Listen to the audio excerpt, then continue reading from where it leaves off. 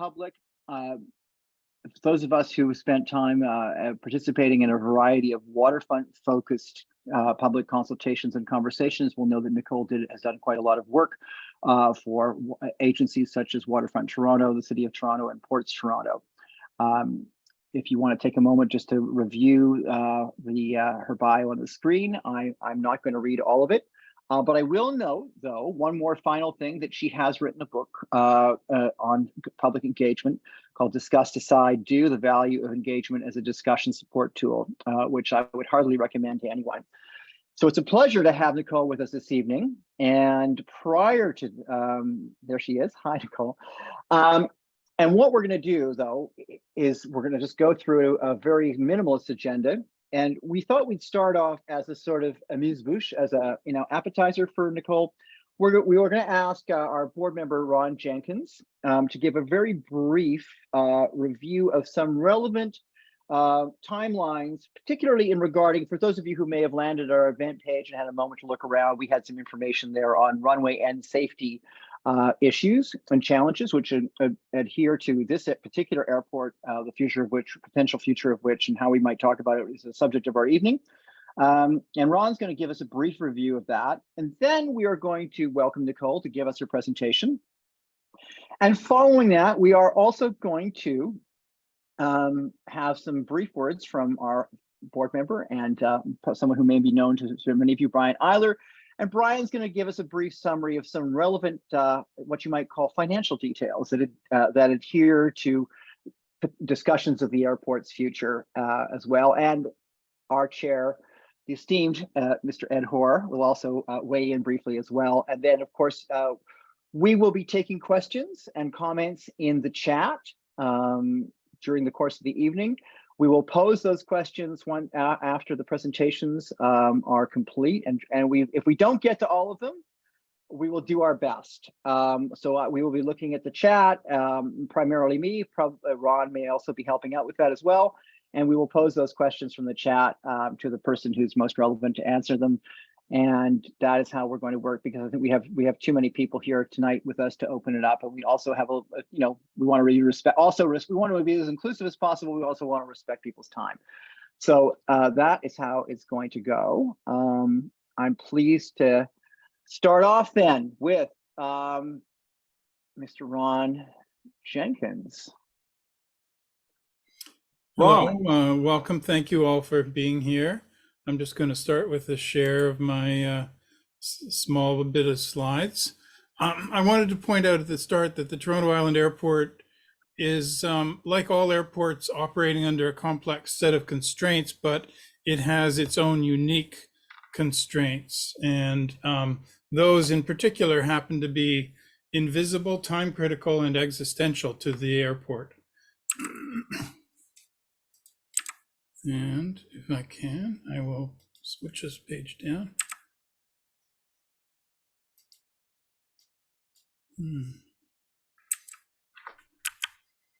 One second. Maybe I'm still in. Here we go. Okay, so the relevant recent events that elevate this topic for tonight are things such as, in particular, the maturing of Transport Canada's aviation regulations. They've been a long time coming.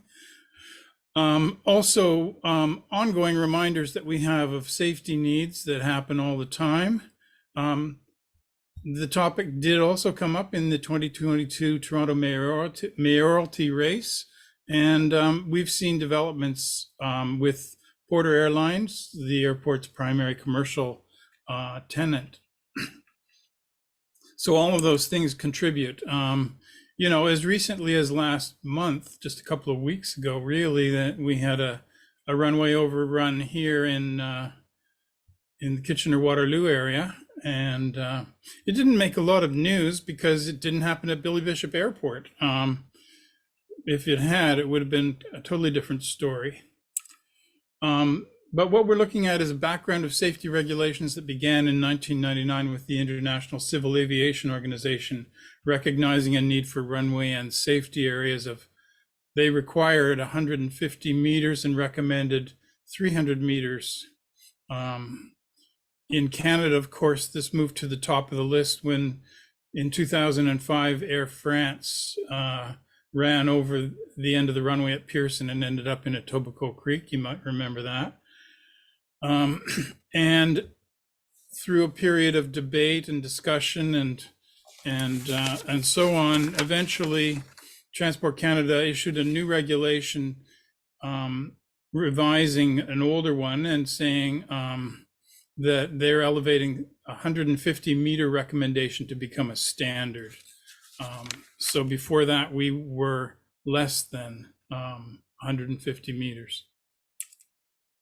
Runway and safety areas, though, only really became official in 2021. And even at that time, and up to the present, they have not yet come into force.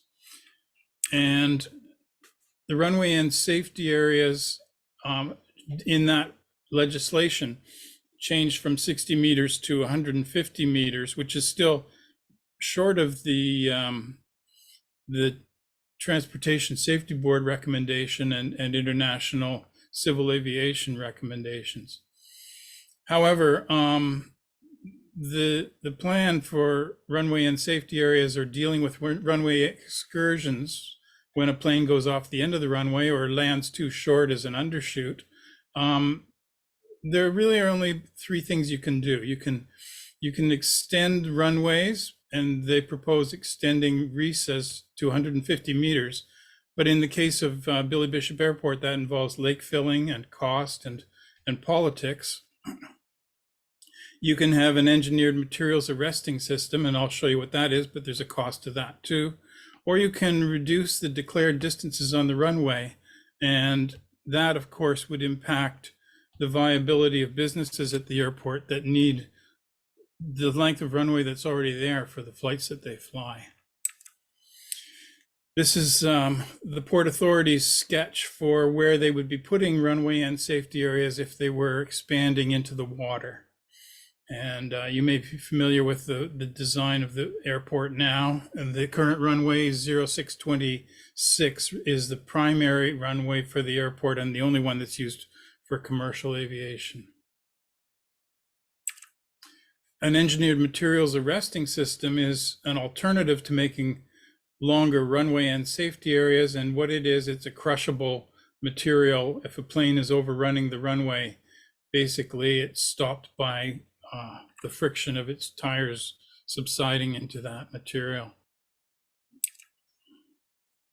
So the recent regulations, as Transport Canada has designed them, apply to airports that reach their passenger per year threshold of 325,000 passengers per year over 2 consecutive years, and then there's a 3-year compliance window. So if we look at the Billy Bishop Airport, in 2019, they had 2.7 million passengers. In 2020, they had 389,000 because of the impact of COVID. But notice that that was actually still more than the 325,000 that would start the process for them. However, in 2021, they had 290,000. So the counter was reset. They were no longer an airport needing to comply. In 2022, passenger load is to be determined, but it will be more than 325,000. They started flying in late 2021. And so what we can see is that January 2024 will be the start of their 3-year compliance window. And they will need on that schedule to comply by January 2027. And comply means having a solution, either a runway and safety area solution or an EMAS solution, or a decision to do neither. And this timeline is in the context of the timeline for the airport operations generally, which are held in a tripartite agreement between the City of Toronto, Transport Canada, and Ports Toronto. And that agreement ends in 2033. So what you see there is a couple of dates that come up close against each other. And inside those dates, you also have significant expenditures of money. If the airport, though, wants to implement runway and safety areas and spend that money, which they say they don't have, we'll get to that later, then they will undoubtedly want to see the tripartite agreement renewed beyond 2033.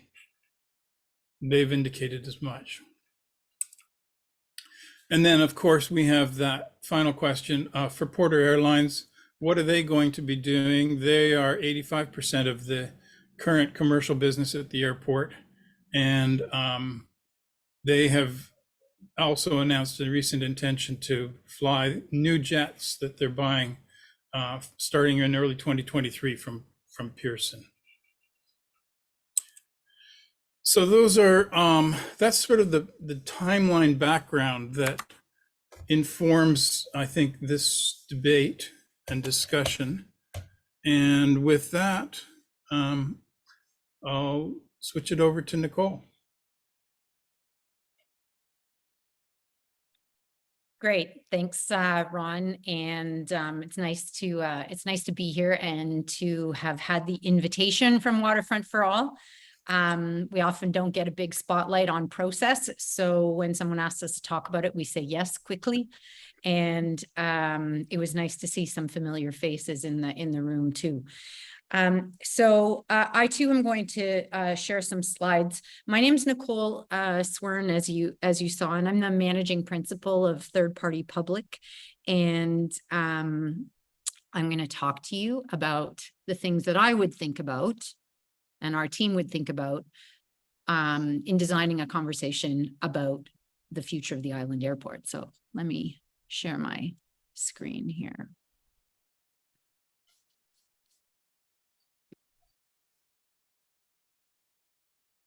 Can you see that all right? Yes, thank you. Okay, let me just get all of this out of the way. So the big idea for this conversation is that the decisions about our collective public assets will be more likely to respond to public needs and priorities if they're informed by a robust public discussion.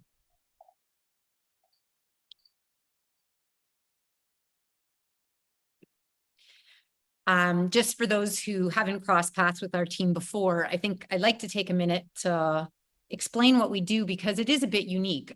Our team designs and facilitates public consultation processes, and we do that exclusively for governments and public agencies. And we've been doing that work since 2004. We've completed over 300, or we've been working on over 360 projects to date. We're in the middle of the 350s and 360s right now in terms of our delivery. And our role is what happens between elections. So those are the moments when we have opportunities to decide how we use our collective resources according to our collective values. And when we play that role, it's very important. We are not advocating for outcomes of the projects that we're working on. We are process stewards. And while we have a lot of experience doing this, I'm always reluctant to say that anybody can be an expert in this, because if there were experts in this, we would not have the world we have today. We wouldn't have the inequities we have today. And I think we would have a lot, we would be living together a lot differently. So we are always learning. We are always improving how our team can best support collective action so we can live together in ways that are more responsive to the needs of all. And I'm coming to you live from the Center for Social Innovation, just south of Bloor and Bathurst, and that's our team there. So just to give you a flavor of what that means, okay, so that's your role. These are examples of processes that would have been facilitated by our team. I just picked a few. So for example, what do Ontarians think about the proposed Energy East pipeline? This was 2014, 2015, Trans Canada Pipeline wanted to convert the use of an existing pipeline, and the province thought to consult with Ontarians about their perspectives. And That was a high profile project with very many different perspectives. If you're involved in the industry, you need the work. If you're a municipality, you have different opinions. Some are on top of aquifers and they're really worried about spills. Other mayors were really advocating for the value of the pipeline, and a lot of Indigenous voices and water keepers and environmental perspectives were very concerned. So how do you bring together people who have a wide range of opinions to have a constructive discussion? Ultimately, for that project, TransCanada Pipelines removed their application to the National Energy Board, and so that project did not go forward. Communities also come together and we work on projects where people are working to save things that they value. So can pools stay open in Toronto public schools? We have over 70, over 90 schools, public schools in Toronto that have pools in them.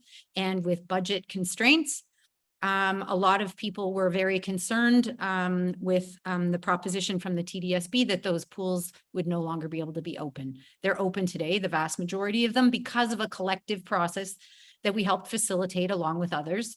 David Crombie, Karen Petrie, that brought together pool captains from across the city, a collective action. And then finally, most relevant to today, the proposed runway and extension and jets. And that was working with Ports Toronto to complete the environmental assessment of that proposal from Porter. And that environmental assessment and the assessment of those impacts was something requested by the City of Toronto. The last one on this slide here will change. The most recent work would have been working with Waterfront Toronto and for Waterfront Toronto on the consultation process that reviewed the proposal from Sidewalk Labs for Quayside. And there again, a wide range of opinions, and Sidewalk Labs chose to leave Toronto prior to, in fact, less than 2 weeks before Waterfront Toronto's board was to make a decision about it. So those are all examples, and I can give you hundreds of, it's a very normal thing on the waterfront in Ontario and in places across Canada, around the world, to engage in these types of constructive, collaborative processes. So my talk is really structured on how to support a robust public discussion. I'm going to talk about responding to the context, implementing a robust process, and sort of 6 questions to ask and answer, and then to identify the benefits. So I want to take a pause for a minute about the trust in government and the fact that we see over and over again statistics and feedback from people that trust in government is low. We also hear that government's trust in the capacity of publics is low. And we hear that some Torontonians, some people think that Torontonians or people in general may be over-consulted, but in this case, Torontonians. And it's always the same people that show up. Others say public processes don't meet their needs. The way I think about this is that making a habit of delivering robust public processes that create space for governments and proponents of new ideas and a wide range of voices from civil society to discuss and debate those ideas is a way to build trust. It does not mean that everything everybody says will happen. What it does mean is that the public process where things are not happening would explain why not. So if the process itself is a way to address decline in trust. We also, as an important part of the context, is to understand that there's a long history of public engagement and action on the waterfront. And I thought I would flag just a handful of things here. But in 1992, David Crombie led the Royal Commission on the Future of the Waterfront. And I just pulled screenshots. This is a publicly available document of the first 1, 2, 3, 4, 5, 6 pages of the document. Those are in tiny font, lists and lists of names of people that contributed to that process. So the pattern and habit of talking to people about waterfront related projects is something that started quite some time ago and long before then. Since with the creation of Waterfront Toronto and precinct planning, we saw the public involved in a very rigorous way through something like the West Don Lands Precinct Plan or the East Bayfront Precinct Plan. Those are covers of those documents. And if you go in there and look at what emerged, you'll be able to connect it to the public discussion held, and we see those communities today. I also want to flag a few other examples of rigorous public engagement. The task force to bring back the Don 30 at least years ago started advocating for the need to renaturalize the mouth of the Don River. And it was through their ongoing advocacy that finally in 2006, the environmental assessment got started, led by the Conservation Authority, working closely with Waterfront Toronto. And the map you see with just beside the 2006 there, that's the area that is in the process of being protected from flooding, that yellow area there, which would have been a significant consequence. We were looking at a significant consequence in the city. So there was a very robust public consultation related to that environmental assessment, and several options reflected on in terms of how to manage the water. Ultimately, there was a competition, and the design that you see on the top right of your page was selected. And that is what we see immediately beneath in the photo. That is what is at work in the Portlands today, and that major infrastructure project, one of the largest in the country. In 2015, there was a rigorous process around the proposal to introduce jets and expand the length in the runway at Billy Bishop. And in 2020, obviously, I said in 2022, the story of both Sidewalk Labs and just this week, Waterfront Toronto approving a new group to move ahead with that work. So again, it was not that only Quayside would develop if Sidewalk Labs did it. There were always options. This is an important part of thinking about how to approach engagement and the context specific to the future of the island airport. The third point and final point I want to make on this is that there are always, there is no singular public interest. There are always different perspectives between people, organizations, and governments with different interests and priorities when it comes to our public assets and our public services and our public policies. And those multiple interests are regularly debated and contested.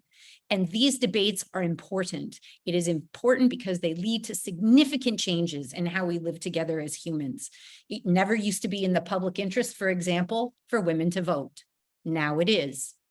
And there are many, many, many other movements that are really important to reflect on, because it is through rigorous public debate that we are able to make changes, whether it's the civil rights movement, whether it's the 40-hour work week, whether it's the equitable distribution of vaccines in Toronto, which was a lot of loud voices, particularly from some of the work we've been doing in Northwest Toronto, where the highest concentration of Black populations were advocating on the importance of equitable vaccine distributions, or whether some of those same voices are talking about how to handle policing and making sure police are not in schools. And then, of course, the ongoing and very difficult work that we need to do in this country related to truth and reconciliation with Indigenous communities. So multiple public interests, and the debate of interests and discussion is critical to change over time. And public processes help do that. So let's look. I'm going to identify 6 things to think about in terms of implementing a robust public process. And notwithstanding the fact that I'm delighted that Waterfront for All has invited me, I think it's important to note that this presentation is the same presentation that would apply if Ports Toronto had asked me to do this, if the City of Toronto had asked me to do this. These are all things that our team has landed on after working on these things for so long, that we think help make a robust and meaningful discussion. So, questions to be answered. 1, what's the decision at hand, and when does it need to be made? 2, who has the mandate to decide and who has an interest in informing the decision? 3, what are the issues and the opportunities? 4, what are the options? There is always more than one way to respond to an issue at hand or a decision that needs to be made. What are the reasons behind different points of view? And how does the process meet diverse participants' needs? And I'll just go through each one of these.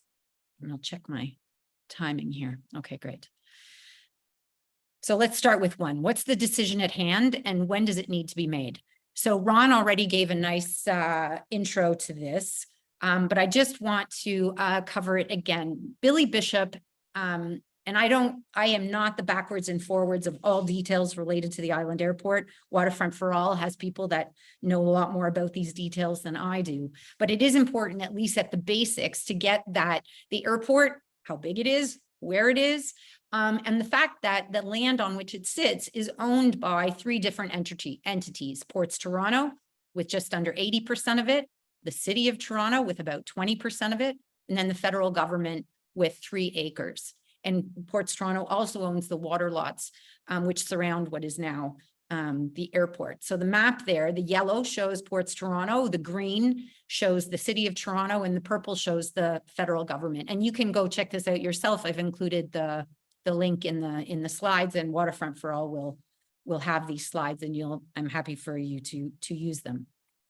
So in terms of when it needs to be made, this goes just into a little more detail about the tripartite agreement. Again, information available publicly, but it's the agreement that details the conditions under which the airport operates. And those conditions are everything from flight curfew to noise limits to prohibition of jet aircraft.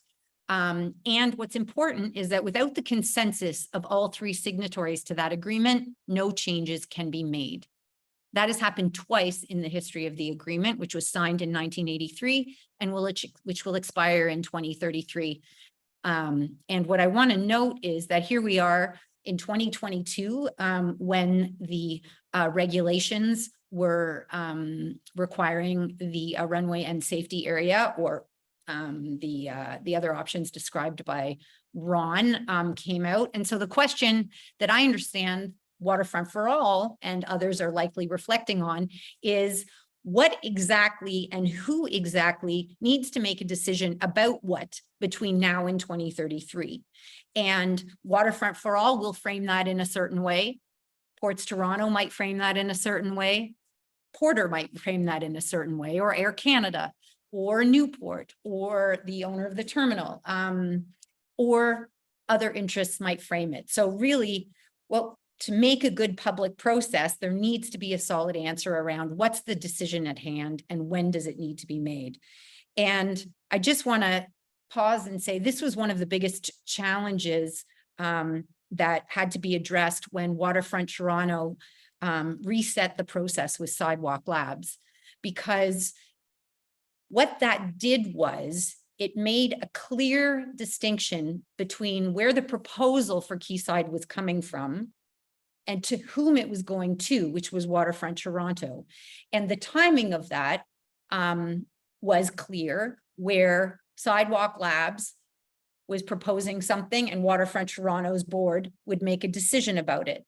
And then even if the board does make a decision about it, there are other actors that are engaged, whether it's the city, the province, the federal government, in having a role in reflecting on it. So it's easy to lose sight of the very particular decision to be made by what particular actor at what particular time, and any process related to the future of the island airport would need to make that clear. And right now, I don't think that I think that's an open question about about what that question is, who's the decision, what decision is it that needs to be made, and by when. And I think that's an important thing to reflect on for anybody interested in the future of the island airport. So building on what I've just said, who has the mandate to decide and who has an interest in informing the decision? So obviously Ports Toronto, Transport Canada, and the city, as we've just talked about, as signatories to the tripartite agreement. But there are many, many voices that have a strong interest in participating and or need to be connected with to see if they are interested in participating. So ultimately, that's any resident who would like to say something about this important public asset in their city. So when we think about who to talk to, of course, rights-bearing First Nations and Métis communities and urban Indigenous communities. There are island and waterfront communities and businesses, all island and water users. There are voices that are often underrepresented in engagement processes, and I'm going to talk a little bit about that, a little more about that later, but African, Caribbean, and Black communities, LGBTQ2S+ communities, newcomer groups, people with disabilities, youth, seniors, low-income residents, tenants, etc. Making sure that the process makes the effort to go beyond people that might traditionally participate and make a bridge to people who have very important perspectives to share, but who may not normally come. Of course, then there's the people that rely on the airport from its aviation perspective. So I've named some of those: Porter, Air Canada, Newport, the Toronto Island Pilots Association, General Aviation, whether those are private aircraft, small aircraft, flight schools, other assorted uses. One of the things that we learned through the runway and jets, the runway extension in JetCA, is that Porter, the Billy Bishop Airport, is also part of a network of airports in Southern Ontario. So there's a relationship between the airport and other airports, including Pearson, including Hamilton, including many others. Of course, we would need to think about engaging and an opportunity for citywide residents and businesses with an interest related to this significant public asset, and engaging with them. And there are many, many organizations that advocate for specific interests. These are just a handful of examples, whether they're advocating for diversity and inclusion, the natural environment, public health, boating and water uses, economic development, transportation, tourism, etc. What are the issues and opportunities? And here I'm going to reflect back on things that are all publicly available that have emerged, when we worked with Ports Toronto on the runway extension in JetCA, because I think that's the most recent comprehensive engagement process led by Ports Toronto related to the airport. And there are a number of things that are worth reflecting on. So that's just a shot of one of the public meetings. This is from the public information open house in April of 2015. And the graphic is a little small, but the types of issues and opportunities that were explored during that process are very likely to be ones that would be associated with any conversation about the future of the airport.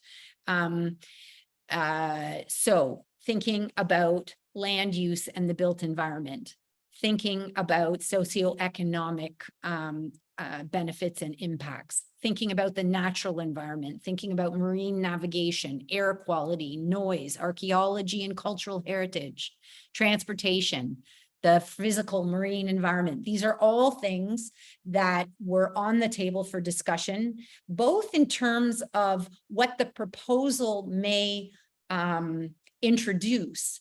But one of the main messages from the public process was that many, many people wanted to understand what the baseline was and how that baseline impact had, what was it at that time and how had that changed over time, so that we weren't only, the process was not only reflecting on what could happen in the future, but would also document what people were experiencing today. And I think that a discussion about the future of the airport would very likely reflect on some of those same questions. There were also a number of people that provided feedback on their on the process. And some of these points that I've flagged here, I think, are also important to reflect on. So one of the main things we heard was that people felt that they were scared, or they had fear that participating in a public process would be taken to mean that they supported the outcomes of that process. And they were very clear that that was not necessarily the case. So if you say, oh, well, in the public meeting had 300 people, it's not a big hurrah that there were 300 people if those 300 people didn't agree with what was being presented, or if a good chunk of them didn't. So any process would have to be clear that participation in the process itself should not in any way be taken to mean support for the outcomes. That would have to emerge from the discussion, and that would have to be honestly documented and communicated. Transparent information sharing is critical. As you heard me say, the cumulative effects of existing uses, operations, and future operations would need to be understood. That it is critical to explore multiple scenarios. It's important to ensure a range of perspectives are heard, and it's important to be clear on who has the authority to decide what. Now, as Ron said, the recent mayoralty campaign flagged that there are people who are thinking about future uses of that land for something other than the airport. The idea of a park had been raised, and those are things that our team has also heard through the Toronto Island master planning process that we're working on now. With the city of Toronto, through that consultation process, which in the master planning process does not cover the island airport. But of course, it has come up through discussion, and the idea of turning the area into a park or potentially using it for other things is certainly something that has been raised and would need to be acknowledged as part of a discussion. There are always many opportunities on how to use our public assets, and all of them are important to reflect on. And that is a nice transition to what are the options. So there is always more than one way, as I said, to handle a situation. And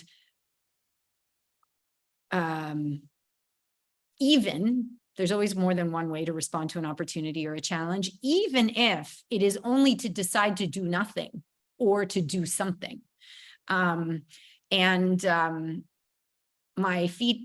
I understand from doing many of these types of processes is that it's very important to identify all of the different options at hand in order to have a meaningful discussion.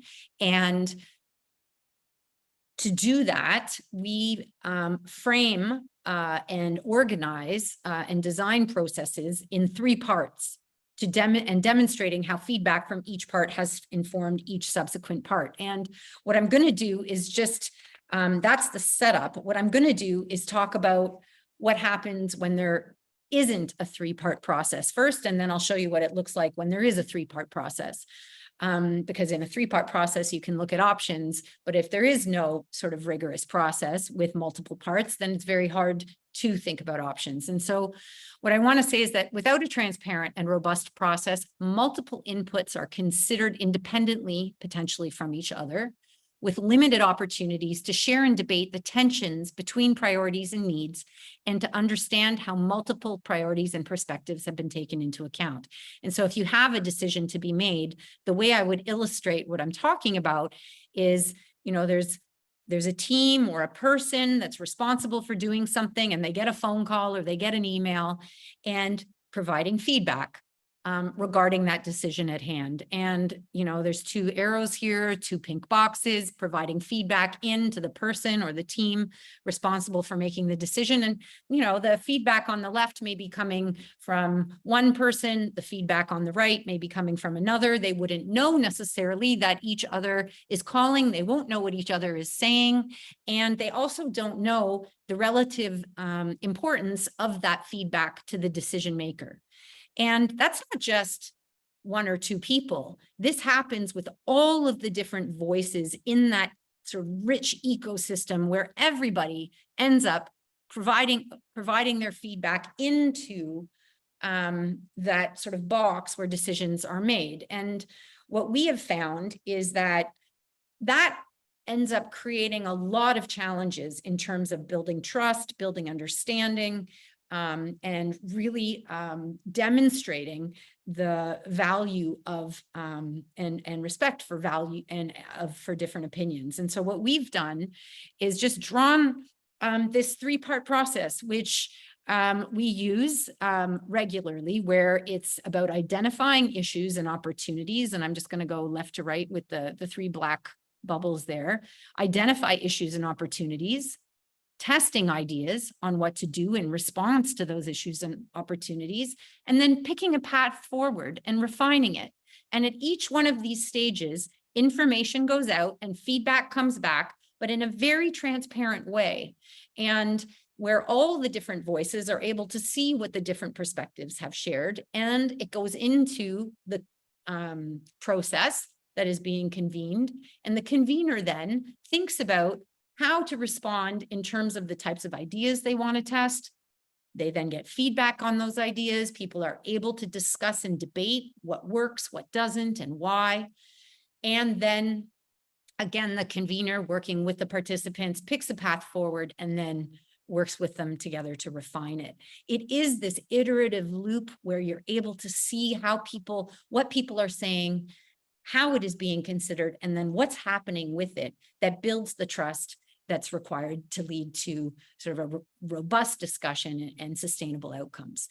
And I just want to add at the bottom of the slide, you'll see that I've written there, if the logic of one specific idea is very compelling and it's well considered and it's defensible, then there should be no reluctance to subjecting it to rigorous review, because either it would be affirmed or new information would be revealed that supports a stronger decision.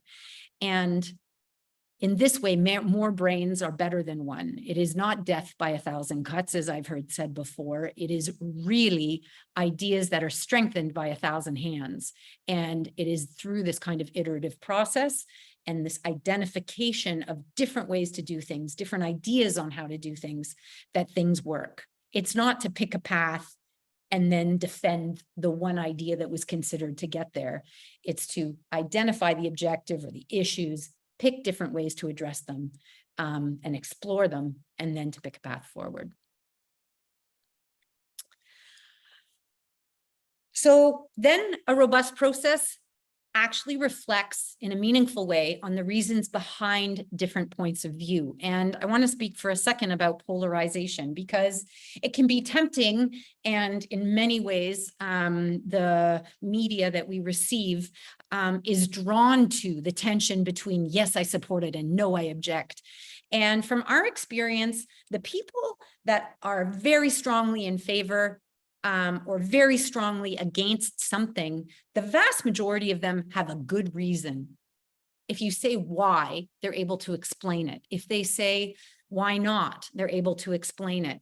And so that's the first important point. It's not just yes or no. Typically, they have good reasons behind it. But those people that have a very, very strong opinion, from our experience, is not how most people come to an issue. They don't think about the island airport every day. They don't think about the future of the waterfront every day. Unlike probably many of you following Waterfront for All, they're really just living their lives, trying to figure out, how to make their days work. And so this yes, strong support, no, I object, from our experience on any project, those are really smaller groups of people that are kind of at either end of the spectrum on any particular proposal. And the vast majority of people fall somewhere in between. And they say it depends, it depends. Let's discuss what the risks are. Let's discuss what the rewards are. And this is something very much along the lines of the conversation that we held very early in my career for the city of Toronto. I was working with Lura Consulting at the time, and Sally Leppard was my mentor, and she pioneered public engagement in Southern Ontario. And we were talking with communities and businesses about a plan the city had put out that proposed a future for the Portlands. And it was industrial, commercial, institutional, the vast majority of the Portlands. And there was a big conversation about whether it was appropriate to have residential uses in the Portlands. And up until that point in Toronto's history, residential uses hadn't been broadly contemplated. And the conversation there was for people who said, absolutely, we need residential in the Portlands because it's more eyes on the street, we need to accommodate growing population, et cetera. And then people who objected because they didn't think it was compatible with port uses. But the vast majority of people were able to say, and like, look, I could, as long as we have continuous public access to the water's edge, as long as we ensure that we are sort of flood protecting and protecting nature, as long as these are the conditions under which we would be willing to move forward with residential in the Portlands. And then it was really on the city to determine if they could meet those based on what had been shared by the engagement. So it's that negotiation, it's that discussion about reasons, about concerns, about opportunities, and getting into the details about the conditions under which people would or would not be willing to live with things. That is what a robust process does. And it is not talking for the sake of talking. It is talking to inform a decision. And then lastly, how does the process meet diverse participant needs? And I have to say, this is where our team has spent a lot of time in the last 2 years, the last 3 years. We think a lot about how to make sure we are working with and supporting Indigenous-led Indigenous engagement, Black-led Black engagement, youth-led youth engagement. And I just want to flag what some of the things are that we've been learning from many people who are also spending a lot of time on this. And these points are from a resource that was created by the City of Toronto. It's called Making Space, Centering Equity and Planning. And these are the elements of it that we are thinking about daily in our work. And that's, first of all, acknowledging that there are existing inequities and that barriers to participation are often created through engagement processes. We need to set goals to reach voices that are typically underrepresented in engagement processes. We need to build trust and focus on relationships first, value the lived experience of communities, ensure two-way dialogues, create opportunities for power sharing, commit to transparency and accountability, and draw on advice from a wealth of useful resources. And this provokes me. There's two assumptions on which engagement practice is based, public engagement practice is based, and under which we work as a team, which is that the first assumption is that people have the capacity to understand the condition of their own lives. Like, you don't have to tell people, they know it. And people have the capacity to work together to change those conditions. Those are very, very powerful assumptions. And from our experience, they have worked extremely well at helping inform and deliver meaningful processes. And so just before I leave this one, I wanted to flag that there are resources that the Government of Canada, Ports Toronto, Transport Canada, and the City of Toronto have related to engagement that I think are worth reflecting on as a process to discuss the future of the Island Airport as you think about it.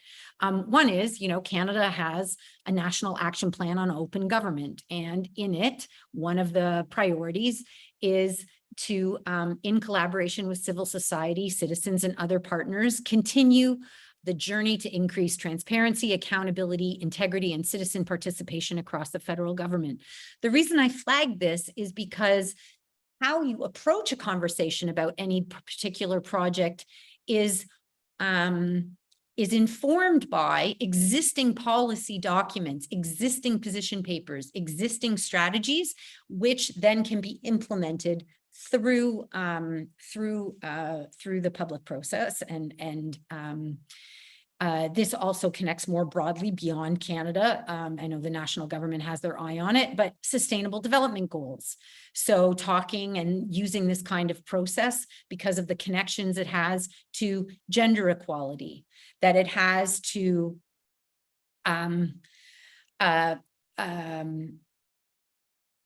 to gender equality and other sustainable development goals, reduced inequalities, and partnerships and others.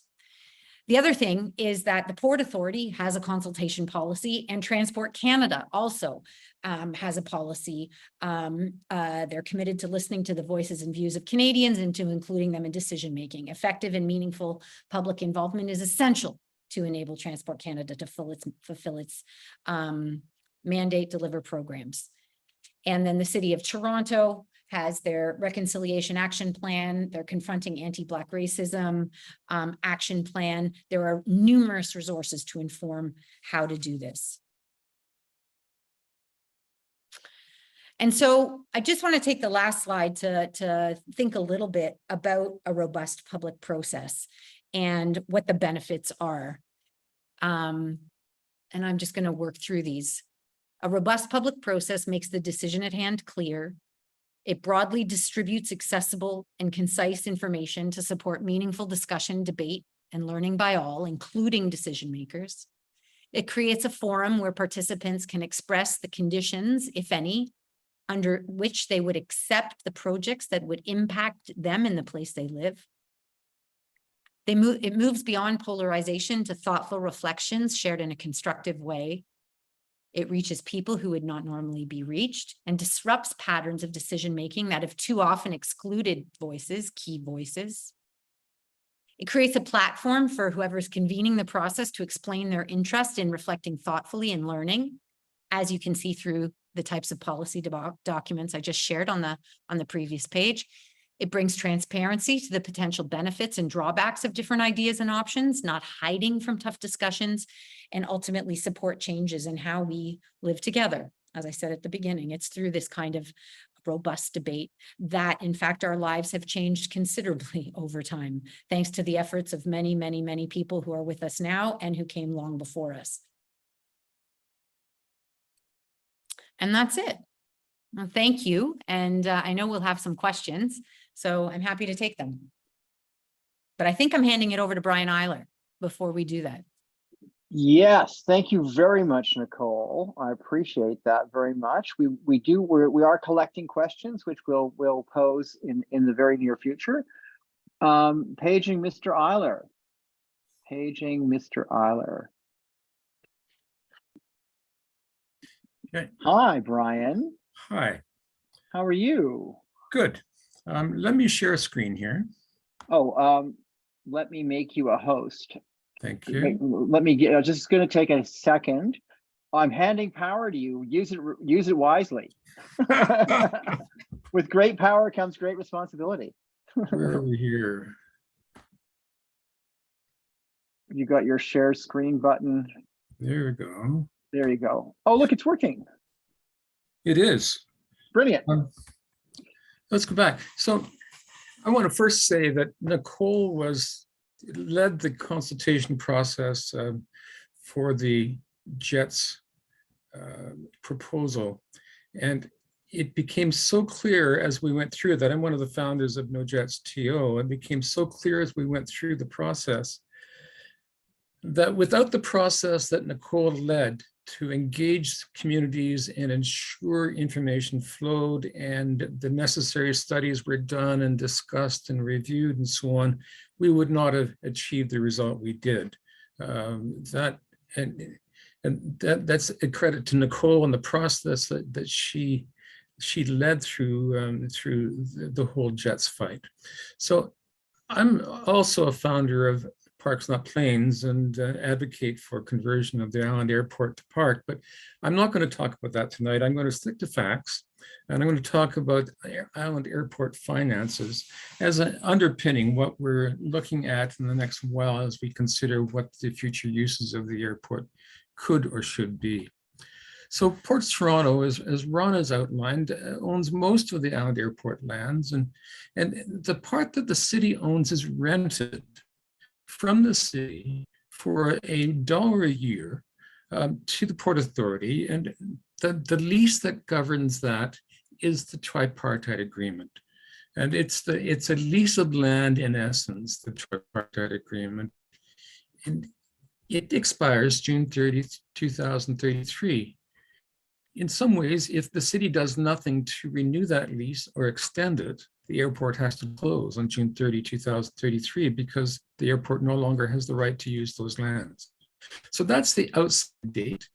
Between now and then, we think there's going to be a lot of pressure to make a decision one way or another. And that's why we formed Parks Not Planes. Ports Toronto also operates the airport, the Outer Harbour Marina, and the actual port.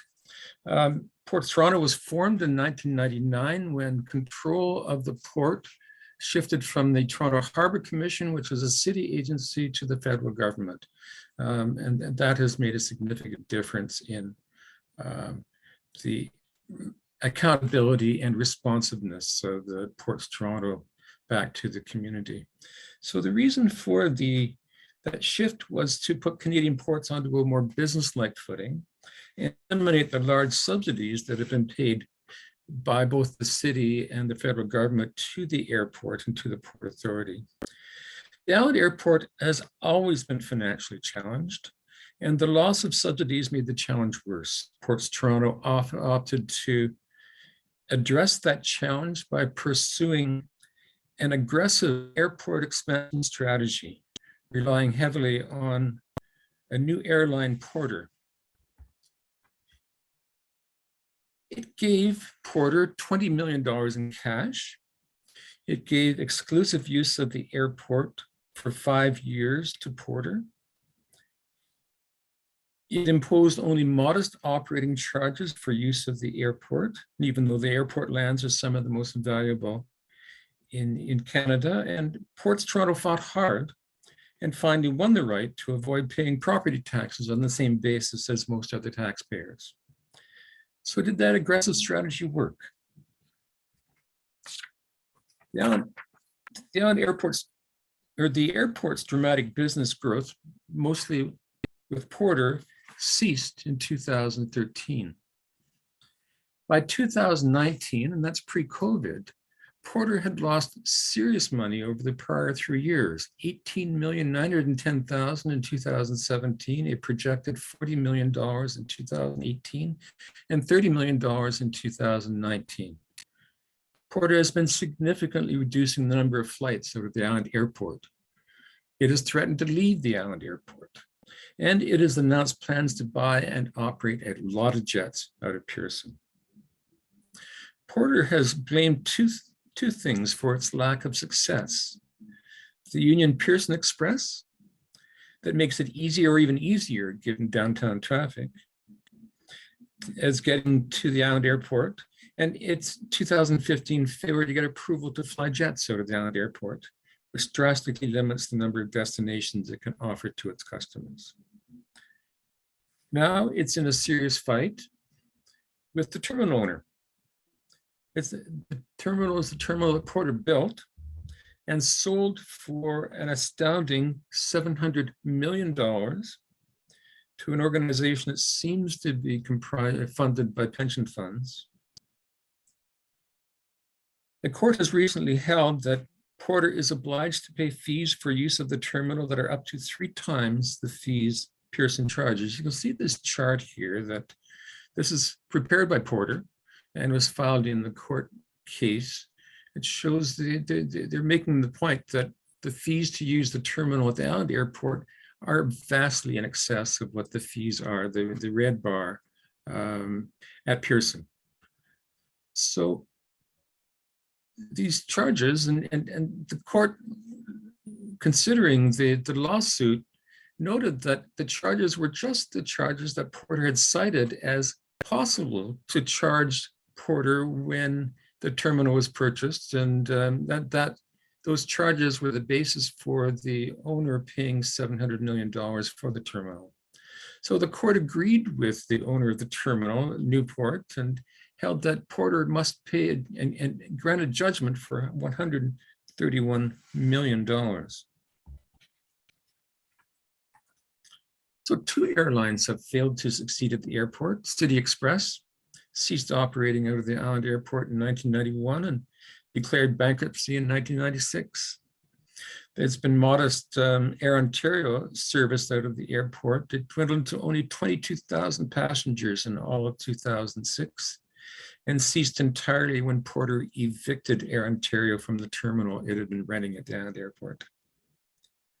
So the facts as we know them today suggest that Porter is likely to be the third. Oops, sorry. And if that happens, it's extremely unlikely that a new airline can be found that could replace the business that Porter delivers to the airport. Ports Toronto can limp it along like it did before, as the subsidies it relied upon back then aren't available. It could run through its considerable reserves, having sold 30 Bay Street for $96 million in 2017, that it was allowed to pocket. It still has a lot of that cash that it could use until it runs out. One might ask, though, would that be a good use of money that is essentially a public asset? And that's what I have to say. Thank you. Thank you very much, Brian. I really appreciate that. That was wonderful. We have Ed. Do you want to say a few words, or you want me to dive into some questions first, and then loop back to you? Okay. Well, I've got some questions, and sorry, I'm just going to remove. There we go. There we go. So here's some questions. Can anyone helpfully answer sense of, and Brian, can you maybe Brian and Ron, I'm going to direct this at you. Do we have a sense of the percentage of airport usage, commercial versus, medical, flight training, private? Do we have a rough sense of what that is currently? I would suggest it's 85% commercial and maybe 10% private planes and maybe 5% medevac. That's a rough guess. Okay. Ron, do you concur with that? Oh. Yes, I would say, Porter and Air Canada make up the vast portion of commercial flying out of the airport. There's very little else. Right. And well, I know someone else, we also, there's a question about, you touched on it too, in terms of future considerations, which of course is the existing link, the already, existing link from Pearson to Union Station, and something I know we discussed at our Waterfront for All board meeting, which of course is that Pearson is moving slowly at the moment, but slowly and steadily towards creating a major transportation hub, and they hope, though they've got some initial small amounts of funding putting towards it, essentially a northwestern Toronto Union Station. So that's also a consideration, right? And that's also going to be tagged for federal infrastructure money, obviously. So that's, that's something that's coming down the rails. Sorry, I couldn't help myself.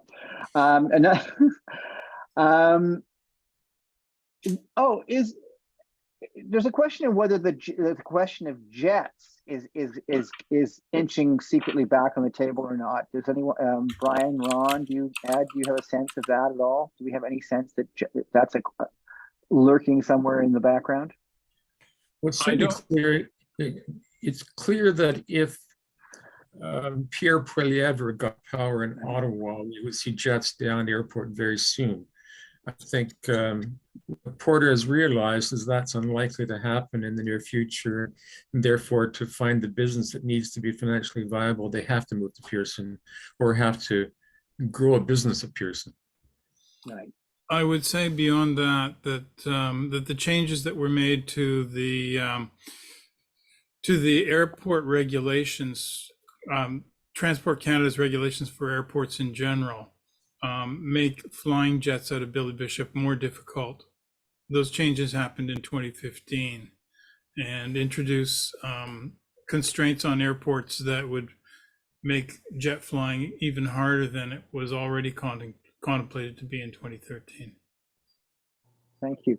I had a question from Jane Davidson Neville about how the land got divided up the way it is in terms of the like how did Ports Toronto wind up with that? How is it the city who's renting a space to $1? I know that was touched on, but how did that how did that piece of the island pie get carved up that way? Ron's the best on that, I think. Yes, Ron. You know, when you look at the map that Nicole showed you, what you can see is the city portion is in two little pieces. And those two little pieces correspond to sandbars that existed before the airport was formed. So those sandbars from early in the 20th century, there it was, it just flipped by there. So the two little green bits there, those were sandbars in the initial natural configuration of the island. Everything in yellow was lake filling by the Toronto Harbor Commission to build the airport. So the city retained ownership of its now landlocked sandbars, and the Port Authority, or the Harbor Commission at the time, now Port Authority, has ownership of the yellow parts. As far as the two little fragments of federal lands, one at the western end of the Western Gap and one right at the extreme east of the runway area, I don't know how those came into federal ownership. We do know the federal government owned most of the land until perhaps 15 years ago. After the Port Authority was formed, there was a land transfer from the federal government to the Port Authority of a big hunk of the airport lands. And it may just be that those two little pieces got missed in that transfer. I don't know. Maybe the federal government kept them so they would have a third of the tripartite agreement still. I've got a couple of questions that relate to Nicole's presentation. One of them is touching on issues of concerns with transparency and trust, and whether we get how confident we can feel that we can get transparent information in public processes. Nicole, do you want to speak to that? Sure. I guess it depends. But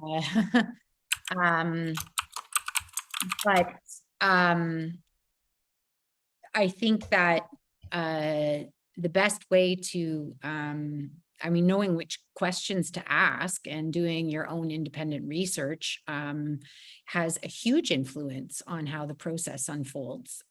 So, you're talking to, there are a lot of people here, but Ron and Brian in particular together have a ton of background and knowledge.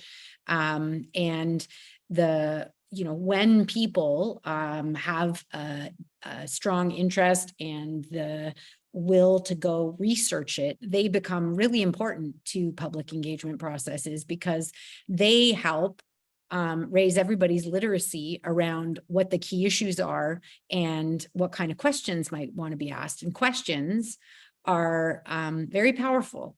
And particularly if those questions provoke others to think about, hey, I would be interested in knowing the answer to that too. So I guess there are several different concurrent power dynamics that happen in these ecosystems of public sector and public asset decision making. And one of the reasons these public processes work well is because people, you can ask and expect transparency, but you can also organize and research and stay on top of the facts yourselves. And, I know there were, for years, as an example, there were 3 women that were, residents in Toronto that were very interested in Toronto's sewer system. One of them went on holiday with her kids to go look at sewer systems in the US. She came back, she went to public meetings, and she was totally versed in what was happening. And I have to say that in the 25 years I've been doing this work, the internet has changed things dramatically, because you can sit with your mobile phone in the front row of a public meeting and Google whatever you want to Google and instantaneously be able to provoke. And so there's the idea of getting transparent information, I think, ultimately, either that is offered voluntarily, or people are put into a position where they feel they are compelled to offer it. And depending on who is convening the process, that unfolds in different ways. So that's how I would respond to that one. Okay. Thank you. I noticed the Councilor Malik. Oh, go ahead. I just noticed the Councilor Malik is with us this evening. She's joined us. Councilor, are you there? I see your picture. Ah, hi. I'll just unmute you. Oh, there we go. Hi, sorry. Councilor, good evening. Good evening. Can you hear me? Yes. Okay, sorry if there is an echo. I don't have my headset in. Thank you so much for the invitation, and thank you so much for the presentation.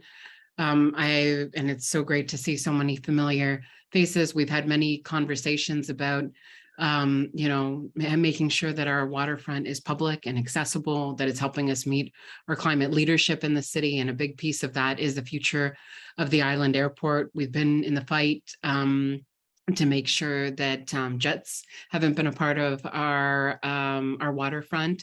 And we have a huge opportunity in this next term to set up some important next steps about what the future of the island airport looks like. And so I really appreciated this, because one of the things that has been so important in probably every conversation I've had with residents and advocates along our waterfront is making sure that this process is transparent and that it's democratic, and that there is an opportunity to actually have our voices heard in the future of this really important and precious part of our waterfront. And being able to lay out so many of those considerations in your presentation this evening was really important as we put the pieces in place in this next term to ensure that we do have a process that we can all trust and participate in a way that has integrity, right? And I think that that is a big piece of where we find ourselves right now, is that we didn't have that opportunity when the airport was first kind of placed, right, in our community, in our neighborhood. So there's a huge opportunity here. That is my commitment, to make sure that we are able to have a process that is accountable.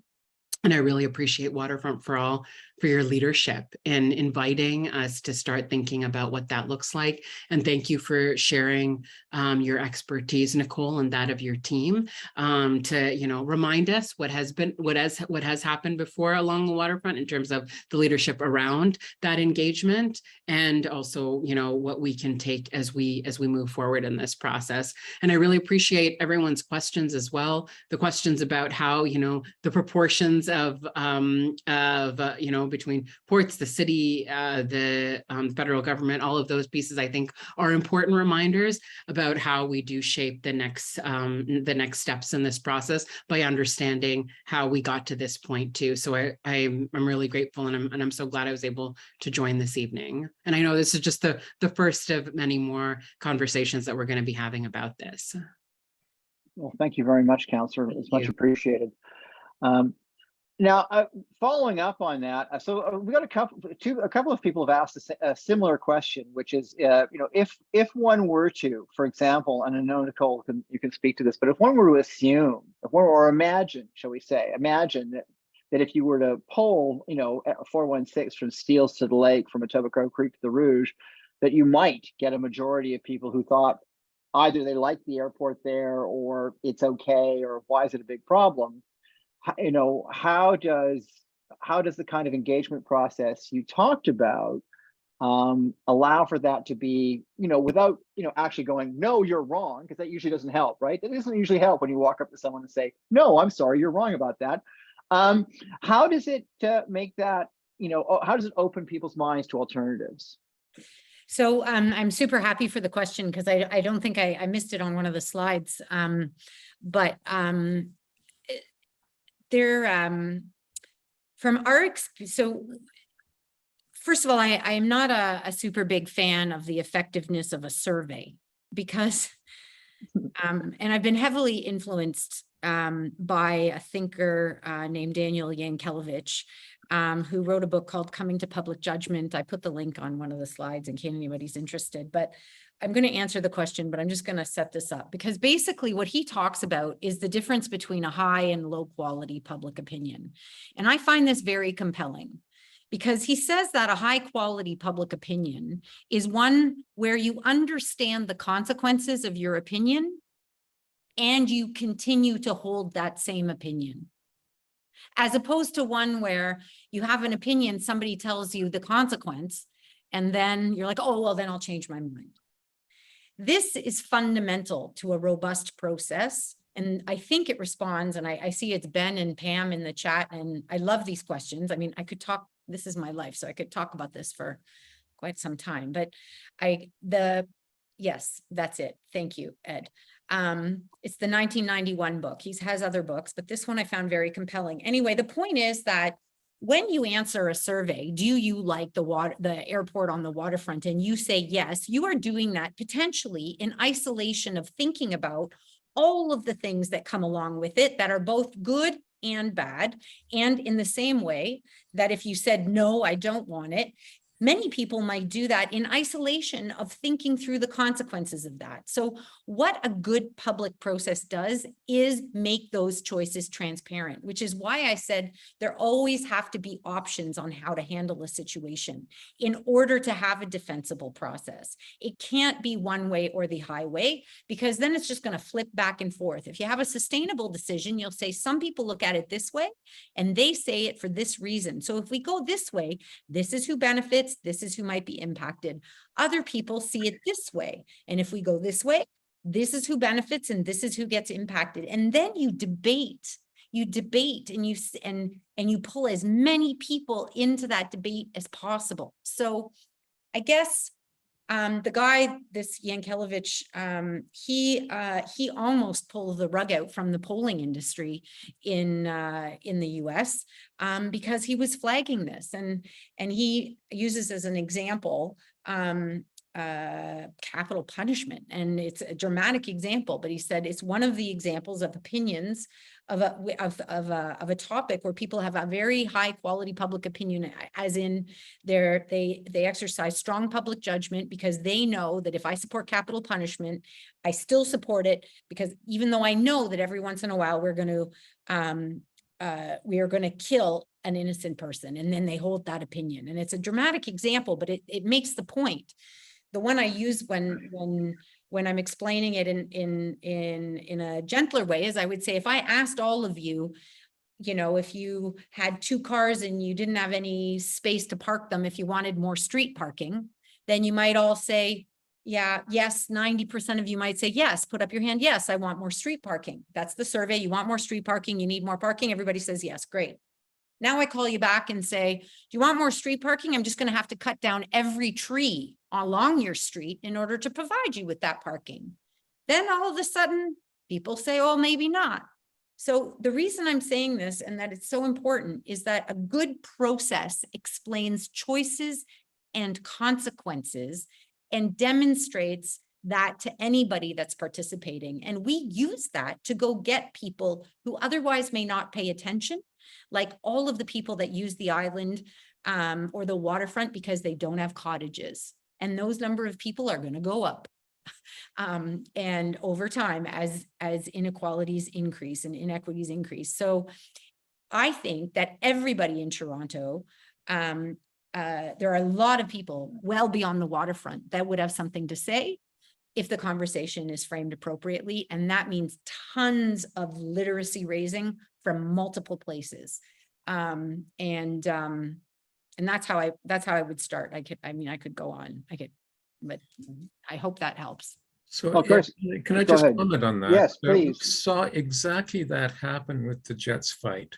We knew that when the Jets were first announced, they were very positively received by the media and lots of people, and public opinion was solidly in favor of Porter getting jets at the airport. As the campaign built And as these issues became debated and as more and more people became literate, the mood and public opinion shifted markedly to the point that by the end of the 2-year process, we had solid support from across the city. And that's why we won that fight. And one of the, I wish that in some ways, I wish that all the good work that was done by the, it wasn't our team doing it. There is folks from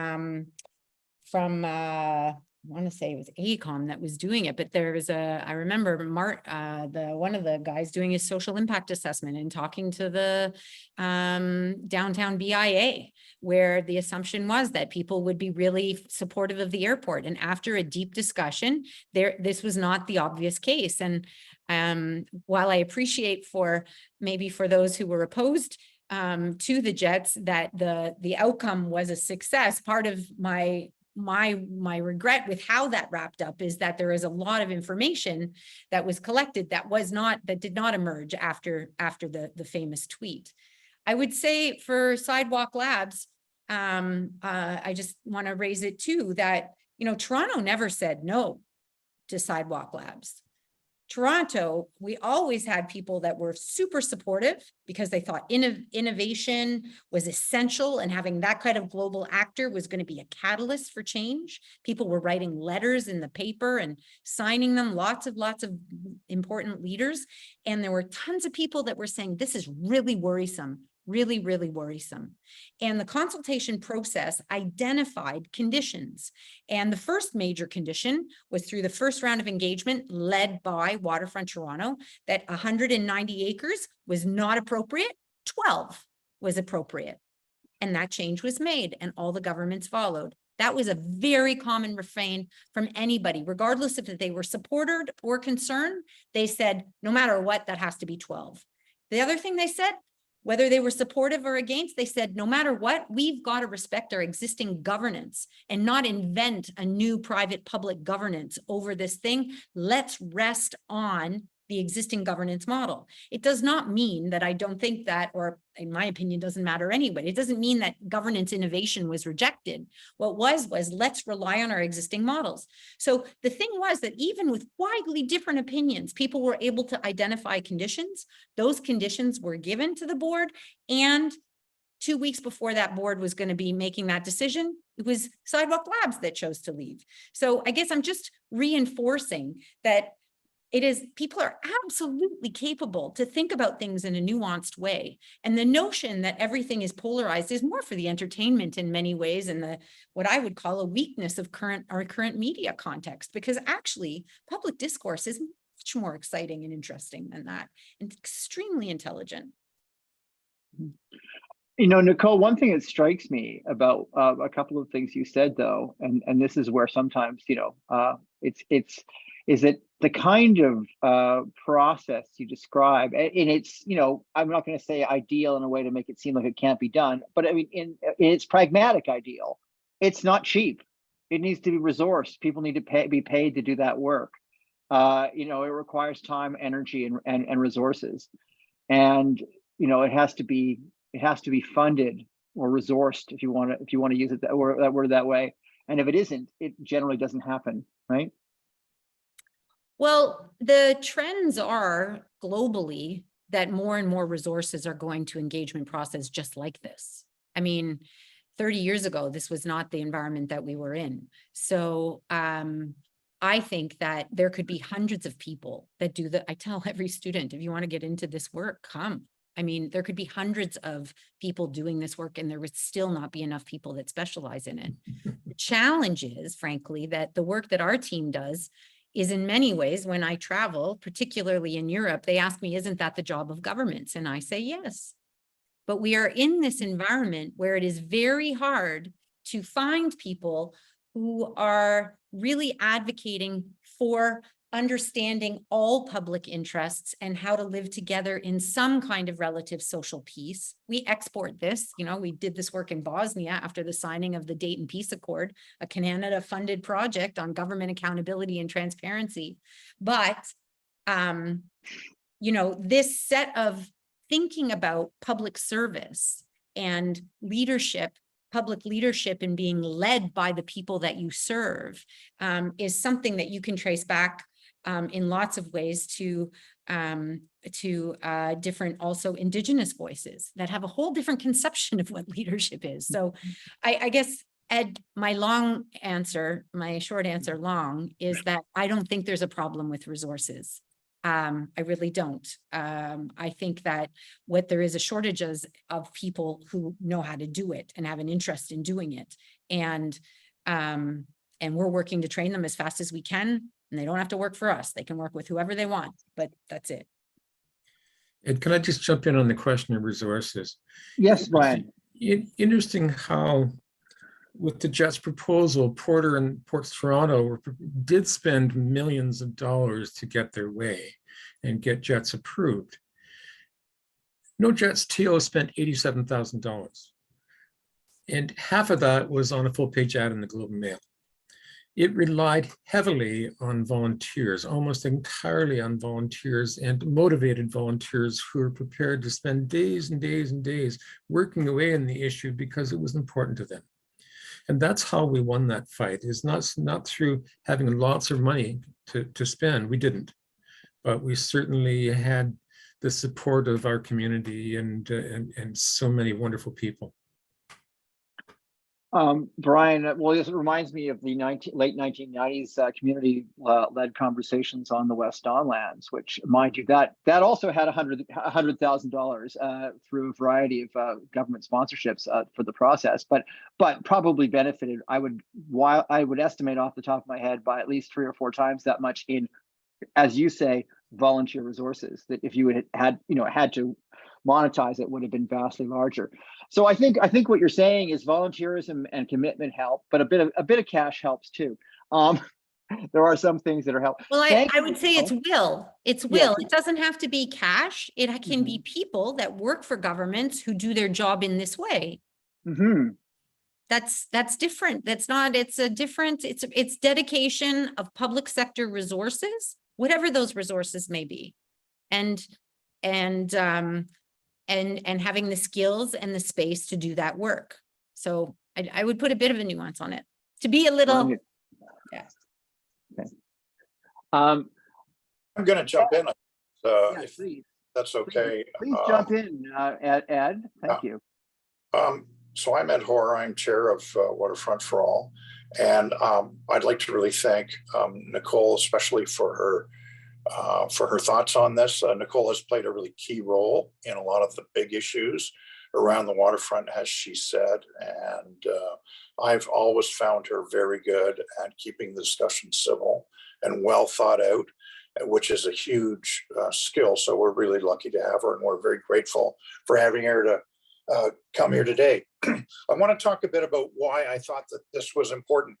I was involved in the No Jets thing quite heavily. And I know not only people who are involved in it, but also people who work at Ports Toronto, people who are interested in the airline industry. And the thing that had always struck me about it over the years was how polarized the thinking on the issue of the island airport was. On the one hand, there's a bunch of people who really don't like the island airport. They have worked for a long time to get rid of it. They just simply believe that it's evil. On the other hand, there are certainly people to whom, perfectly reasonable people who believe that it's obvious that the island airport is a good thing, that it's an asset of the city. And there's people who just enjoy, popping down to New York. And I'm one of those people. I have gone down to on short hops now and then many times, as I'm sure many of you are. And there's lots of people out there who like the raccoon in the advertising. They love to go down to the airport, not go to Pearson, fly around. And it's an asset that they've enjoyed over the years. They may not know much about it, but they've enjoyed. So you have a kind of a situation now, which has been on my mind for a while, which is, well, how are we going to decide what happens in 2033? because you've got those two camps. How large either one of them is, and who would win a vote, I really have no idea. Because most people, of course, don't really know. They don't really care. It's not something that they care deeply about. And of course, there's a difference, as Nicole just said, between people who have a deep, knowledgeable opinion about things and the many people who don't. But with the airport, what's interesting is that, as Ron said, we've got a situation now where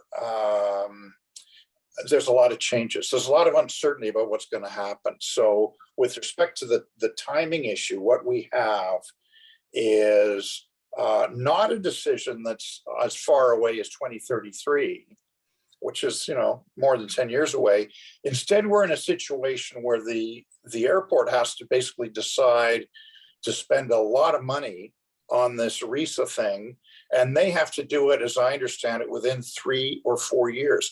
That means not just decide what they're going to do and plan it and so on, but actually physically build it. I'm informed, I don't know if I'm correct on this, but my understanding is that the chance of their getting an extension may be rather remote, because the whole question of what to do about these regulations took years and years. So there's been lots of consultation already. Transport Canada presumably would be the party who would give an exemption. They may not be interested in giving much of an exemption. So that means that, given how long it takes to decide a thing like this, that we are looking at a decision about what to do about RISA very soon. There's going to have to be an application, presumably from Ports Toronto, in the very near future. I believe that the city, and I see we have Jay Pelagia, I'm hoping I'm pronouncing your name right. And as I understand, you've been hired by the Waterfront Secretariat, and one of your jobs is going to be to look into to become a kind of an expert on the airport. But the burden seems to fall on the city to basically decide what to do about this in terms of process. In other words, the subject of tonight's talk. So what's clear is that with respect to doing the RISA thing, which might cost 50 million, 100 million, 150 million, these are numbers that seem to be more or less, there's Jay saying hi to everyone. We haven't met yet, I'm sure we will soon. But at any rate, the decision as to whether to invest that money by Ports Toronto or some government entity or some private player putting that money in, obviously turns on what is the future of the airport. If you're going to make a big infrastructure investment, then you need probably a 50-year time frame. In other words, you need the tripartite agreement, which is in effect a lease on the land, to be extended for about the time that it's already existed. It was set up, I think, in 1983. It was a 50-year term. And essentially you need another 50 years. So we're talking about something here that potentially affects not only our own future, but our children, our grandchildren, as to really what should be happening down there. So we've heard Brian say that the airport, that Porter might have financial difficulties. We don't know much about Porter's financial situation because it's never been a public corporation. We've heard some things that suggest that Ports Toronto itself may not be viable. It has survived to this point by selling off very valuable legacy land and in order to finance its operations. Now, it could be that an airport is a great thing to have. A lot of cities don't have a downtown airport. I'd say most of them, but some do. So perhaps it's an asset that's worth paying for. And even if Porter turns out not to be viable, perhaps it's a thing that there's sufficient demand for, namely short hop, plane rides to Ottawa and Halifax and Montreal and Winnipeg and so on, or maybe it isn't. We've had obviously a lot of development which has included the Up Express to Pearson. We're likely to have more connections, as I understand it, in way of public transit out to Pearson as time goes on. So we have on our hands a really surprisingly complicated decision, because it is going to be necessary clearly to get to the bottom of exactly what is the role of the island airport, or could the role be, or should it be in future as a matter of efficiency and the ability of people in Toronto to travel around? How does it fit into the plan? How, and as Nicole said, these are not simple issues. Who does the island airport serve exactly? Is it just downtowners? People in the suburbs presumably aren't going to venture into downtown traffic to go to the airport, but maybe it's an important asset for people who are down here. I mean, I love being able to take my little rolly suitcase and I walk from where I live at the foot of Yonge down to the airport, and that's great. But how many people like me are there really? And insofar as there are people like me, should we be subsidized by the taxpayer, and is that in fact what is necessary? There are other issues that are perhaps underappreciated, one of which, for example, is the question of legacy uses of public lands on the city side. So there is a 100-foot easement over Little Norway Park. Little Norway Park is that beautiful park down there near the island ferry dock, and half of that can be taken at any time by the city for city airport operations. There's also a parking lot down there. These are beautiful prime bits of land which are basically leased to the airport as long as an airport is operating. So they become available for other uses in that beautiful spot if the airport is no more. We heard about options. Now, options is a very interesting issue because the discussion is usually framed, as I see it, in terms of basically two options. One, carry on with the airport. The other, have a park. It could be that neither of those is really feasible, because a park is going to involve a substantial investment of money from the city that very possibly it doesn't have. That means we need to have some sort of revenue source. Might it be housing? Obviously, housing is a very high priority of our current mayor. Might it be some sort of recreational facility, even though it's not very far from Ontario Place, which is turning out to be politically difficult? Should it be, should it be just simply a wildlife sanctuary? Should it be park benches? Should it be Navy Pier? Should it be Granville Island in Vancouver? What should it be? These are things that are also very complicated questions. And there's been, as I see it, almost no discussion of these things at all. In other words, if it's going to be, let's say it's going to be Villiers Island, only it's going to be west of the harbor instead of east. These are things that people haven't thought about. There's been not a lot of visionaries say, well, we could have mixed use. We could have housing.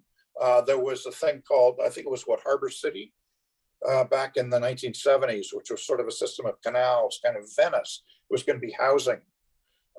You would get to your house essentially by boat.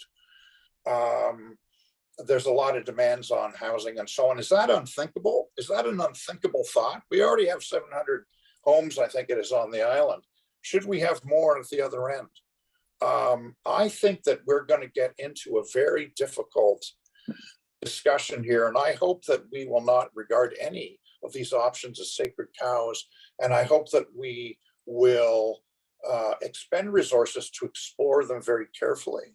And I myself do not really know what the correct answer is. I don't have a view really strongly. What I really do feel strongly about is that there be an open process.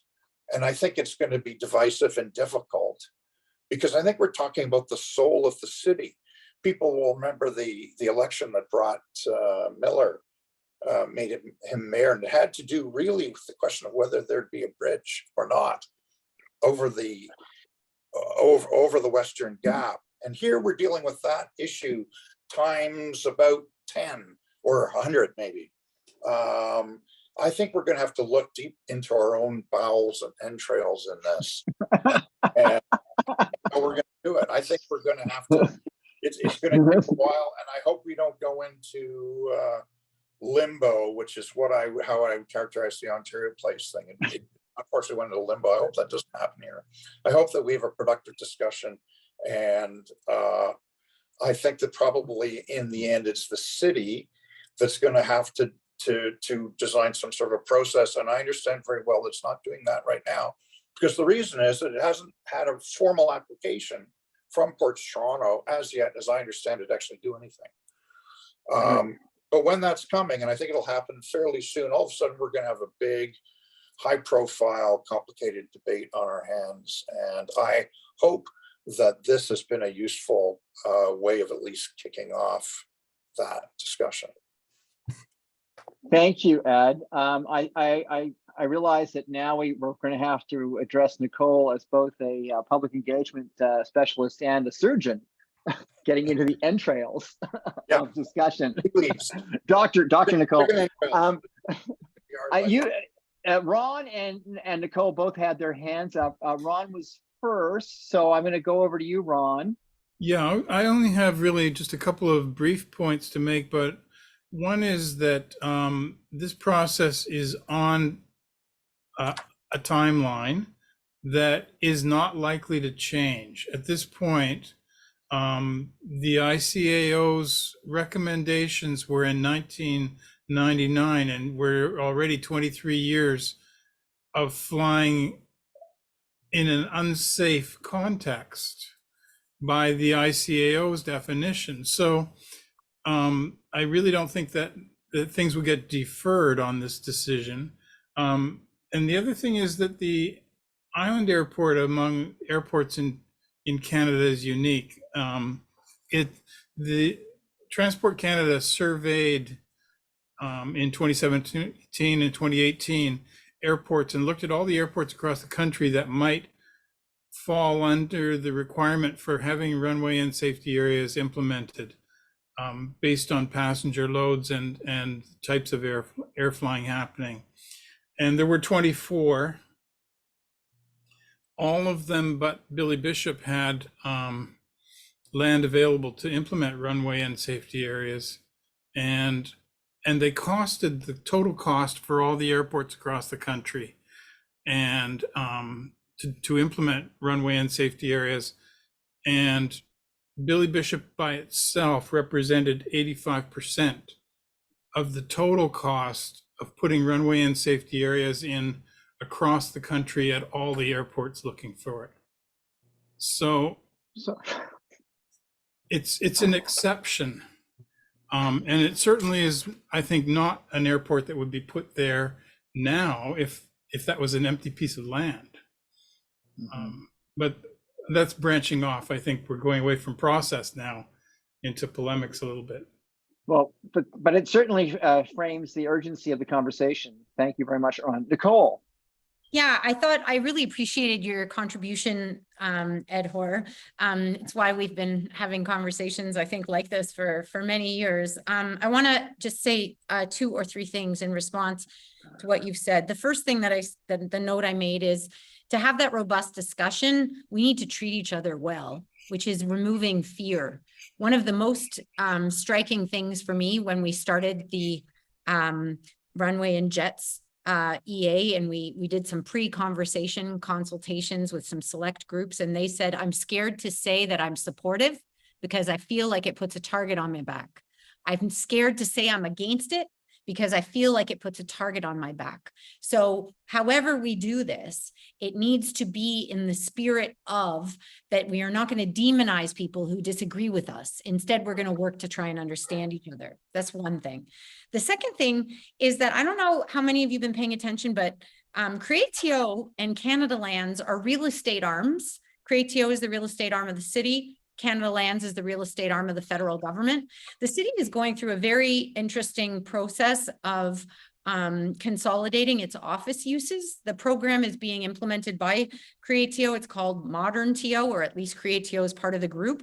And they've had to go to council with a very rigorous reflection on the values that are going to drive how they use those public assets, because we're talking about a public asset here. And so I think that there's something to be learned from, there's a couple of staff reports that did a super good job of this that I think might be helpful. The third thing is we also have experience figuring out how to use our public resources for public assets. And I'm going to use a park as a simple example. But when we go and do a consultation on a park, it's not just what you want. The water to the park costs money. The electricity in the park costs money. If you have to cut the grass, it costs money. And there are like lots of examples where we're doing consultations that say, here are all the different components. Here's the bucket of money we have, the resources we're able to dedicate immediately and over longer term. And we structure a discussion and people say, oh, I understand it. Well, I think this is really worth it. And this one isn't. And they're able to organize those parts. So I guess I've got remove fear, look at and learn from what's already happening. And I think the Modern TO staff report is super interesting in this regard.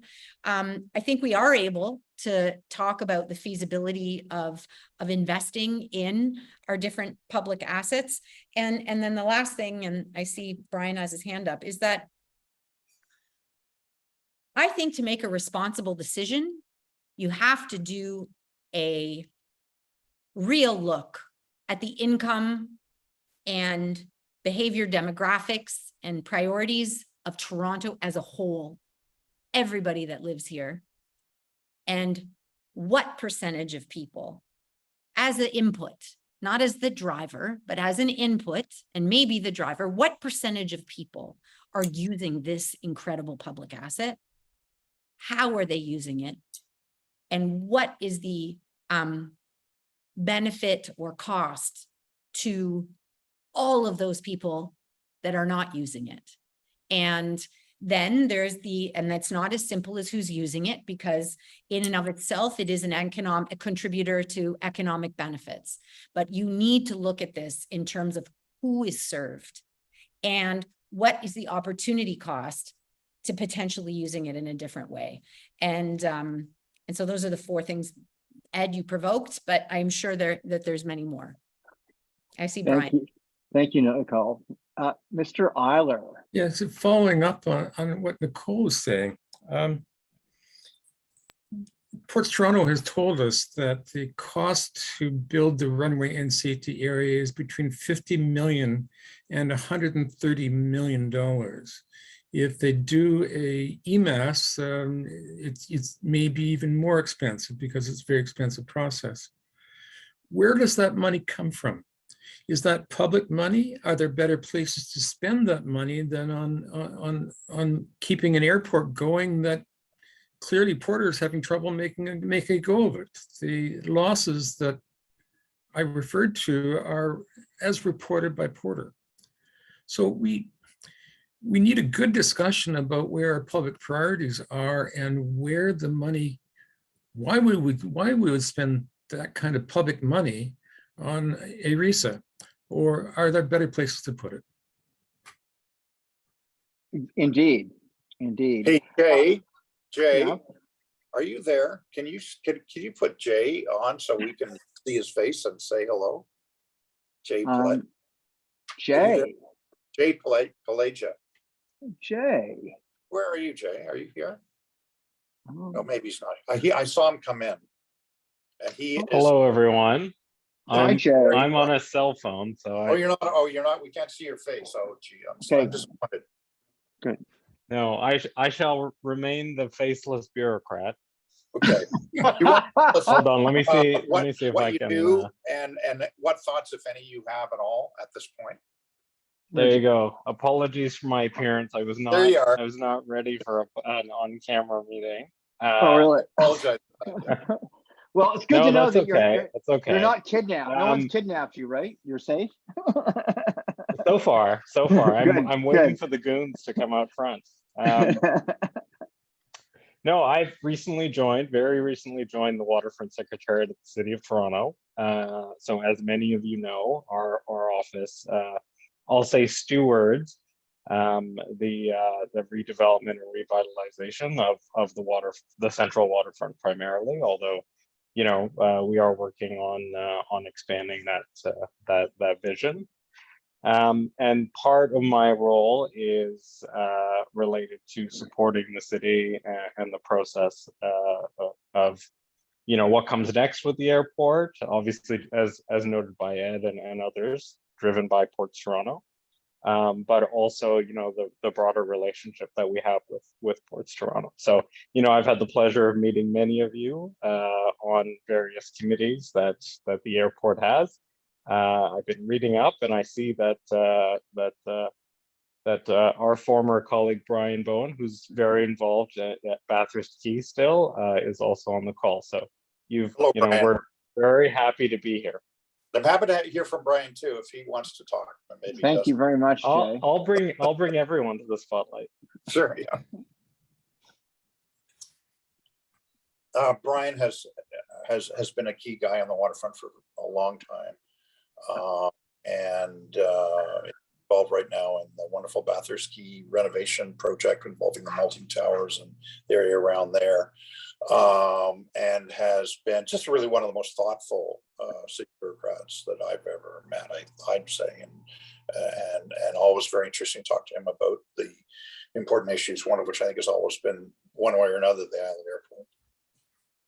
I don't know if you have anything to add or want to say hello, Brian? Brian, are you there? Well, I'll just thank you, first of all, Ed, for those very warm remarks. And so some of you may know that I recently joined the Parks Department, where I continue to advance park and public realm projects in and around the Bathurst Quay neighborhood. We've just announced a really exciting expansion of the work we're doing around the malting silos to design and construct a 3.2 acre park just to the east of the malting silos. That's in part going to take advantage of an underutilized derelict parking structure and look at a partial modest decking over a portion of the Portland Sub water lot. So we'll have a lot of opportunity to talk more with each of you about that initiative next year. I'm also not going anywhere on this particular issue. I'll be engaged in this state debate and this process, working closely with Jay Palasia, who is going to do a remarkable job with this process. I've worked with Jay for years through his prior role in the city manager's office. And so I will, in some capacity, represent the Parks Department's interest through this process as well. So not going anywhere, just playing a different role, but excited to work alongside Jay and everybody here. So thanks for that. That's all I'll say tonight. Thank you very much. Appreciate it. Ed, if I can, I'm just going to add one more example, just knowing that just laying some seeds of some of the other engagement projects and how they've run, that might be helpful for everybody to consider. But I know sometimes people conclude that you can't have a conversation about money with in a broad public process. And I just want to flag a few exceptions that have proven that publics are very capable of talking about and making choices about money. And I'll go a little farther from home from now, but we worked with in Pittsburgh with the library system. It's about $50 million a year or so operating budget. And they were having a massive cut to that budget. And the leadership at the time single-handedly decided to close some of the branches, and there was a huge outcry. And so some emergency funds were found, and for a year, well, 6 months really, we did a 3-part process, the same that I've just described tonight. And the thing was, if you had more money, the same amount of money, or less money, what would you change with the services that you receive from the library? And lo and behold, there were things that people were going to change, even if there was no change if there was more money, they had ideas on what to do, if they had the same amount or less money. And in the end, if there was going to be less money, while there were some exceptions, the vast majority of the participants said they would prefer to cut the hours across all the branches to save money than to close any of them. So in the end, that's what happened. And then the conditions emerging from this 3-part public process led to the library funding getting on the voter ballot, and it got over 70% support, and the library ended up with more money in the end. But it is absolutely possible to put different reflections about cost to the public, costs to other actors, and how to allocate our resources as part of the rich public discussion. And it seems to me that it would be quite difficult to leave it out of a discussion regarding the future of the island airport and to have a robust discussion. So you know, people, it can be a very sensitive subject, but it seems to me that it's one of the core pieces that would need to be understood in order to do the process. And there are examples of other examples, but I just use that one as one of the best ones I've seen. Well, thank you very much for that. It is, in fact, 8:59, and we did say we would wrap up at 9 o'clock. I know I've gotten a few nudges from fellow board members. I guess I put it in the chat softly, and I want to acknowledge one person who said yes. Alex, one of our guests tonight, participants tonight, said yes, he would in fact go to our webpage and click the donate button. So I want a big thank you to him. We do exist. It's interesting because when Nicole talked about will, that is often both political will, but also, of course, in grassroots volunteer organizations, will is a lot of what actually runs them. We have. I mean, if there was we don't have well, I'll be straight up with you. We don't have a huge amount of costs, but we do pay money to run our website. We pay money we pay money for things like access to Zoom and large meetings. And we do hope in the not so distant future, we hope also to have events in person. Of course, if it's spring or summer, we could do them outdoors. We could go on a walking tour. These are things we'd actually hope to launch in 2020, but we all know what happened in 2020. And of course, when we do get back, even if it's Metro Hall, it costs us money. So we run on very little. If you can go to our webpage, I'm just going to send the link around again in the chat.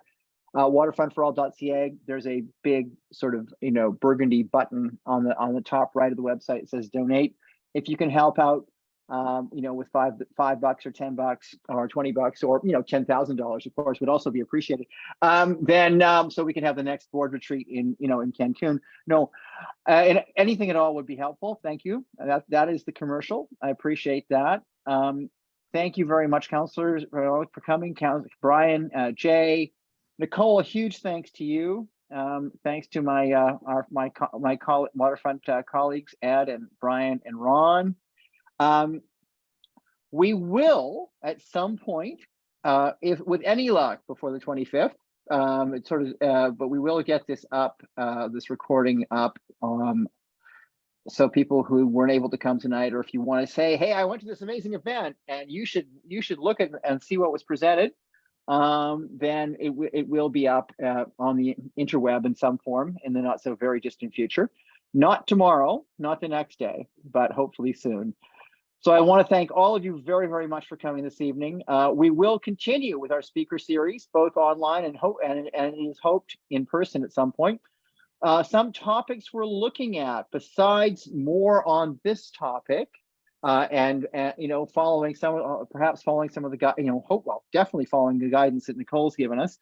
We're also looking at issues of who does what, who owns what, and who's responsible for what. We teased that out this evening in terms of the Island Airport, but that's an issue all along the waterfront, and it's an issue in the Scarborough Bluffs. It's an issue with various dock walls around the central and western waterfront. It's an issue in a whole bunch of places. And another issue, we were just talking about this at our board meeting last night, was accessibility to the waterfront for people who are differently abled.